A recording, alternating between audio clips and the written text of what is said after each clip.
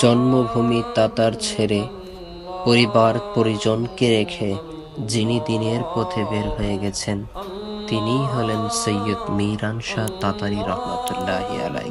ওনার নাতি সৈয়দ ইরফান শাহ রামপুরি রহমতুল্লাহি আলাইহের অন্যতম একজন খলিফা আলহাজ মাওলানা আব্দুল মতিন আল কাদরি রহমতুল্লাহি আলাই 1307 বাংলা আশ্বিন মাসের কোনো এক শুভ দিনে কচুয়া গ্রামে জন্মগ্রহণ করেন। ওনার পিতা আব্দুল মজিদ রহমতুল্লাহি আলাইহের বড় ভাই খলিফা জনাব মুন্সি আব্দুল হাফিজ রহমতুল্লাহি আলাই ছিলেন সৈয়দ মিরান শাহ তাতারী রহমতুল্লাহি আলাইহের অন্যতম একজন খলিফা। অতি অল্প বয়সেই আব্দুল মতিন আল কাদরি রহমতুল্লাহি আলাই ইলমে দ্বীন অর্জনের উদ্দেশ্যে ঘুরে বেরিয়েছেন বাংলাদেশের বিভিন্ন এলাকায়। এর মধ্যে রয়েছে তৎকালীন কুমিল্লা জেলার বিখ্যাত দ্বীনী প্রতিষ্ঠান কুমিল্লা বটগ্রাম মাদ্রাসা। শারীরিক অসুস্থতার কারণে বাড়ি চলে আসেন এবং ছাত্র জীবনের সমাপ্তি টানেন চূড়ান্তভাবে। সৈয়দ মিরান শাহ তাতারী রহমতুল্লাহি আলাই এর গুণে মুক্ত ছিলেন। তিনি শ্রদ্ধেয় চাচা মাওলানা আব্দুল হাফিজ রহমতুল্লাহি আলাইয়ের পাশে থাকতেন। আব্দুল হাফিজ রহমতুল্লাহি আলাই দীর্ঘদিন তালিম ও তারবিয়তের পর খেলাফত ও বায়াতের এজাজত দান করেন। এজাজত পত্রখানি পেয়ে রওনা হয়ে গেলেন ভারতের উত্তরপ্রদেশ সৈয়দ ইরফান শাহ কাদরি রহমতুল্লাহি আলাই এর আস্তানা শরীফ রামপুরে। ভারতের রামপুর থেকে মুর্শিদের আশ্বাস বাণী পেয়ে আব্দুল মতিন আল কাদরি রহমতুল্লাহি আলাই বাড়িতে ফিরে আসেন এবং নিজেকে দ্বীনের খেদমতে উৎসর্গ করে দিলেন। শেষ নিঃশ্বাস পর্যন্ত তিনি তরিকায়ে আলিয়া কাদরিয়ার প্রচার প্রসারে নিয়োজিত থাকেন। এক পর্যায়ে ক্লান্তি লগ্নের শেষ দিকে এবং দুর্বল দেহ দেখে মুরিদগণ হুজুরের নিকট আরজ করলেন, হুজুর, আপনার অবর্তমানে আমরা কার কাছে যাব, কোথায় আশ্রয় নিব? এই কথা চিন্তা করে মাওলানা মুশতাক আহমেদ কাদরি আল ওয়াইসি হুজুরকে উত্তরাধিকারী হিসেবে নির্বাচন করেন। তখন মুশতাক হুজুরের 15 বছর মাত্র। 1997 সালে জুন মাসে আব্দুল মতিন আল কাদরি রহমতুল্লাহি আলাই ওনার কিছু মুরব্বী ও গণ্যমান্য মুরিদ বৃন্দের সামনে মাওলানা মুশতাক আহমেদ ওয়াইসি হুজুরকে মুরিদ করা এবং খিলাফত ও বায়াতের এজাজত প্রদান করেন। তখন হুজুরের বয়স মাত্র 15। 1997 সালে ওনাকে এজাজত প্রদান করেন। আমরা মাওলানা মুশতাক আহমেদ আল কাদরি আল ওয়াইসি হুজুরকে নিয়ে হুজুরের মুর্শিদের মাজার জিয়ারত করি। এর সাথে জিয়ারতের কাজ শেষ করে আমরা চলে যাই আমাদের প্রাণের কেন্দ্র গাউসে জামান কুতুবুল আউলিয়া সৈয়দ মিরান শাহ তাতারী রহমতুল্লাহি আলাইহের মাজার জিয়ারতের উদ্দেশ্যে। সেই জায়গাতেও জিয়ারতের কমতি নেই। যেরকম ভাবে মাওলানা আব্দুল মতিন আল কাদরি রহমতুল্লাহি আলাইহির মাজার জিয়ারত চলমান, সেইভাবেই সৈয়দ মিরান শাহ তাতারী রহমতুল্লাহি আলাইহির মাজার জিয়ারতের কার্যক্রম চলতেছে। লাল গিলাফখানি সৈয়দ মিরান শাহ তাতারী রহমতুল্লাহি আলাইহির মাজার এবং সবুজ গিলাফটি আব্দুস সুবহান রহমতুল্লাহি আলাইহির মাজার। জিয়ারতের কার্যক্রম শেষ করে আমরা হযরত মাওলানা মুফতি মুশতাক আহমেদ আল কাদরি আল ওয়াইসি হুজুরকে নিয়ে স্টেজে যাই। আসরের নামাজের পর নাতে মুস্তফা এবং মাগরিবের নামাজের পর গাউসিয়া শরীফ সহ মিলাদ ও কিয়ামের মাধ্যমে পবিত্র উরুস শরীফ শুরু হয়। ধারাবাহিকভাবে দরবারের ভক্তবৃন্দ এবং উলামায়ে কেরামগণ বয়ান পেশ করেন। উরুস শরীফের কিছু চিত্র আপনাদের জন্য হাদিয়া স্বরূপ দেওয়া হলো, দেখার অনুরোধ রইল। আল্লাহু আল্লাহু আল্লাহু আল্লাহু আল্লাহু আল্লাহু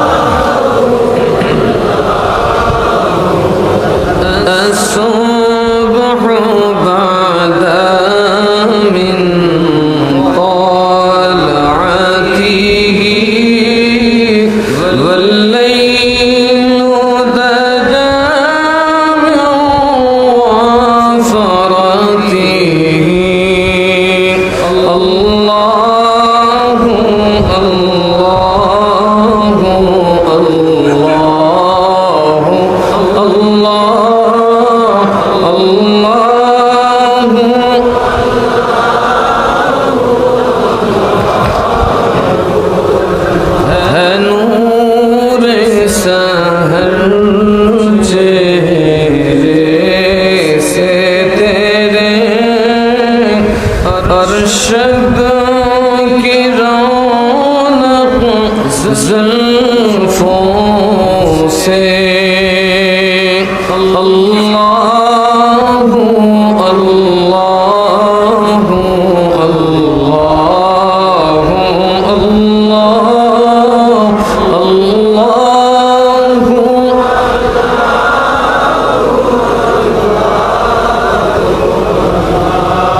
कंजुल करमी मौलन लिअमी हादी उम्मी लिशरीअतिही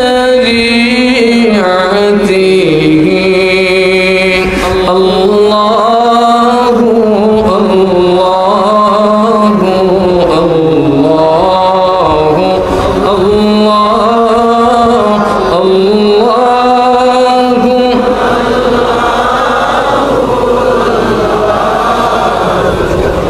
निअमत का खज़ीना है मौला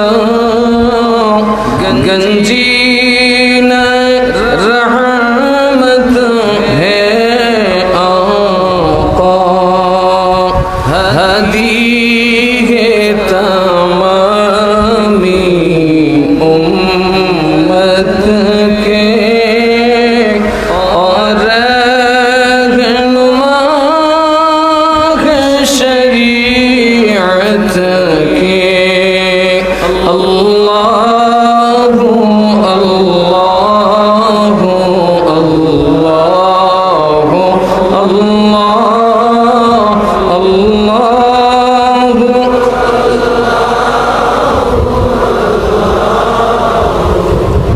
सअती शजरु लतक़ल हजरु शक़ल क़मरु बिइशारतिही अल्लाहु अल्लाहु अल्लाहु अल्लाहु अल्लाहु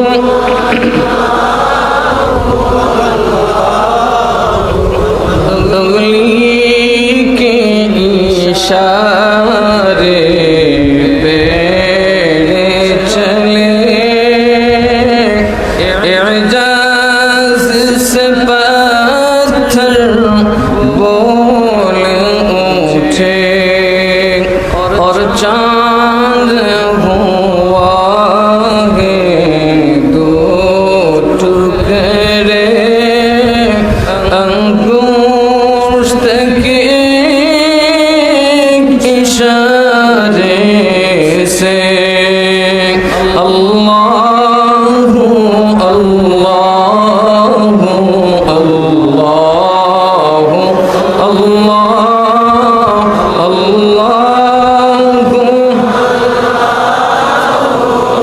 अल्लाहु अल्लाह जिब्रील आता लैलत असरा वखफ़त फूली हदरती जिब्रील अमी पैगाम खुदा लेकर आए थे शब असरा अल्लाह ने अर्श पे बुलवाया क़ुर्बत का शरफ उनको बख्शा अल्लाहु अल्लाहु अल्लाहु अल्लाह अल्लाहु अल्लाहु अल्लाह अल्लाहु अल्लाह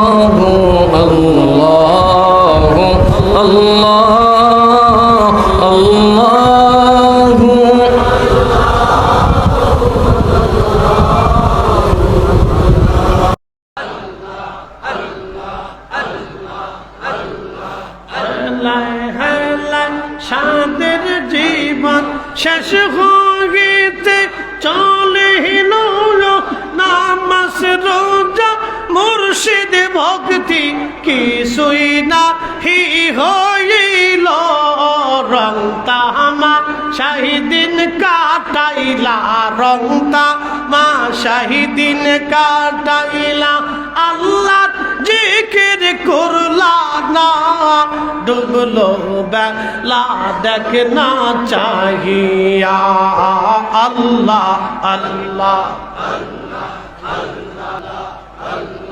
পার পারেন ডাকি পড়িলে পাহাড় পারেন ডাকি পড়িলে পার মি তুই কি দিয়া পার মি তুই কি দিয়া ডুবলো বেলা দেখ না চাহিয়া আল্লাহ আল্লাহ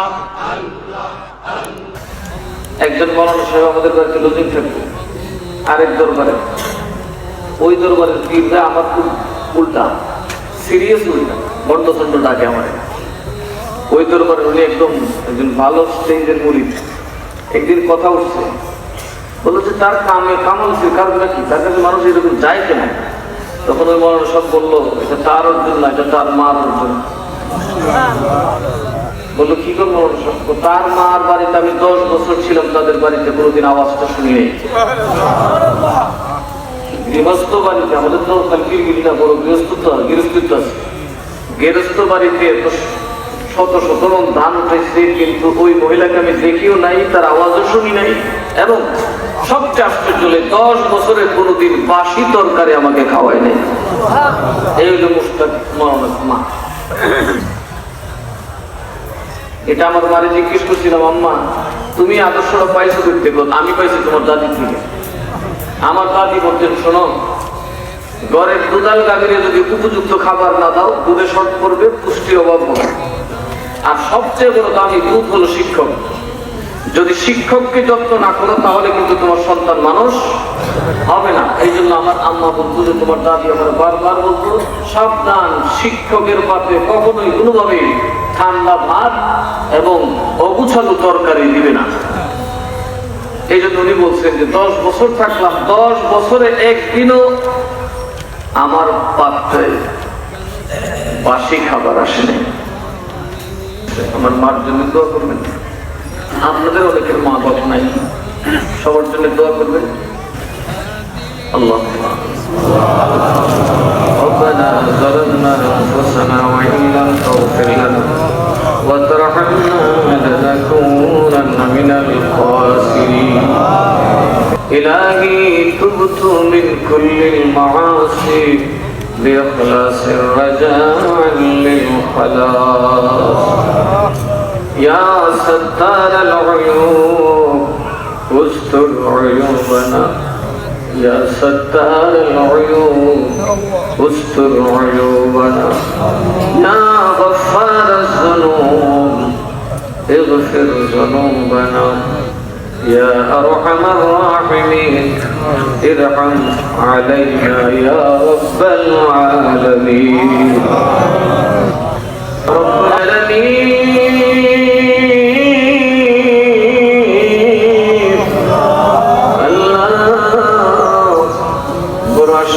তোমার দরবারে হাজির হয়েছি আল্লাহ। তোমার জীবনের দরবারে গেলে আয় আল্লাহ, মানুষের পুরো তকদির ভালো হইয়া যায়। আল্লাহ যারা হায়াত নাই, হায়াত লাভ হইয়া যায়। আল্লাহ গো,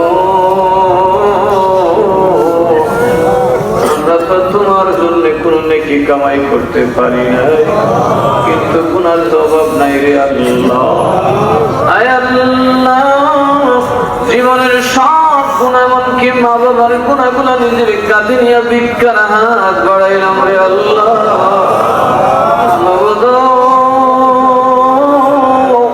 এই জান্নাতে যারে দেখলে তোমার মায়া লাগে, যার চেহারা দেখলে তোমার মায়া হয় খাতিরে আল্লাহ, তুমি আমাদের জীবনের গুনাহ খাতা মাফ করে দাও।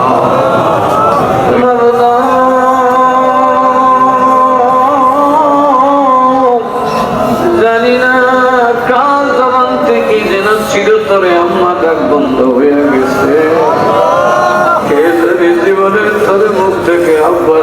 হারাইয়া ফেলছে। ও আল্লাহ, যেই মা বাপ আমরা না ঘুমাইলে ঘুমায় না, আমরা না খাইলে খায় না, ওই মা বাপ জানি কবরে কোন হালে আছে। আল্লাহ, আয় আল্লাহ, জানি না ওই কবরে জানি একা একা কত কষ্ট করে। আল্লাহ, আল্লাহ গো, আমরা তো আমার মা বাপকে কিছুই দিতে পারি না। এই আউলিয়ার দরবারে বসলে তোমার দরবারে আমরা দক্ষিণী মা বাবার জন্য ভিক্ষার হাত বাড়াই না। আম্মা পারে তুমি দুজখের আগুনে দিও না। আয় আল্লাহ, মাবুদ রে, বংশের মুর্দার জিন্দা মুর্দার গুনাহ খাতা মাফ করে দাও। আল্লাহ, যেই নবীর জীবন একবার দেখলে দুজখের আগুন হারাম, ওই নবীর দিদার নসিব করে দাও। আয় আল্লাহ, বয়সের ঘরে নত তারপর চলে আসছে। আল্লাহ, আল্লাহ বেমারিদের শেফায়ে কুল্লিয়া নসিব করে দাও। অভাবী যারা স্বভাব দূর করে দাও। আল্লাহ গো, যাদের হায়াত হায়াতের তাইয়্যিবা দান করে দাও। ও মালিক রে, কত সুখী মানুষ, কত দৌলতওয়ালারা হঠাৎ মরে যায়, সন্তানেরা পথের ভিখারি হইয়া যায়। হাজারো বাঙালি তোমার দরবারে ভিক্ষা চায়। আল্লাহ, মানসা হুজুরের হায়াতে বরকত দান করো। আল্লাহ, তার নুরানি চুল কদমে চুমা খাওয়ার বারবার তৌফিক দান করো। আল্লাহ, আয় আল্লাহ, 9 ডিসেম্বর মাদ্রাসার মাহফিলে হুজুরের তাশরীফ আনার তৌফিক দান করো। আল্লাহ, আজকে এখানে যারা মা হারায়া বাবা হারায়া হাত বাড়াইছে, আজকে যারা বাড়িতে আম্মা রাখতে পারবে না, আব্বা রাখতে পারবে না, কবরস্থানের দিকে ফেল ফেল করে তাকিয়ে থাকবে। এই মাটির মধ্যে আমার আম্মা মিশে গেছে, এই মাটির মধ্যে আমার আব্বা মিশে গেছে। আল্লাহ, সন্তানদের মা বাবার জন্য ভিক্ষা চায়, কবরে একটু জান্নাতের বিছানা দান করিয়া দাও। আয় আল্লাহ, শেষ বিদায়, মরণের সময় যাই হোক না কেন রে আল্লাহ,